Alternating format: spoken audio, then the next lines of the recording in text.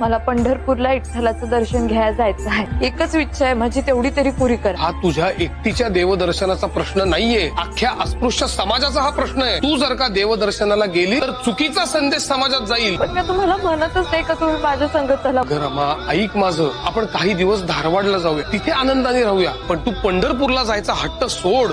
मला बाकी कुठंच नाही जायचं साहेब. मी परत परत तेच सांगते का मला पंढरपूरला जाऊन विठ्ठलाच्या पायरीवर डोकं टेकवायचंय. मी थकले आता सांगून सांगून. रमा अगं ऐक तरी माझं. माझ्या घरातली मंडळी जर असं वागणार असतील तर बाहेरची मंडळी त्याचं अनुकरण करणार नाहीत का? पण मला काय म्हणायचं, पण नाही आणि बिन नाही. बाहेरच्या लोकांना वेगळी शिकवण द्यायची, घरातल्या लोकांसाठी वेगळी भूमिका घ्यायची. हा दुटप्पीपणा आहे आणि दुटप्पीपणा मी कधीच मान्य करणार नाही. माझ्यावर दांभिकतेचा आरोप होईल. हे बघ, माझ्यावरती आरोप झाला तरी त्याला माझं एवढं काही म्हणणं नाही, परंतु समाजामध्ये गोंधळाचं वातावरण निर्माण होईल आणि काही सनातनी लोकांना हे वातावरण हवंच आहे. पण मी त्यांना ते कधीच मिळवू देणार नाही.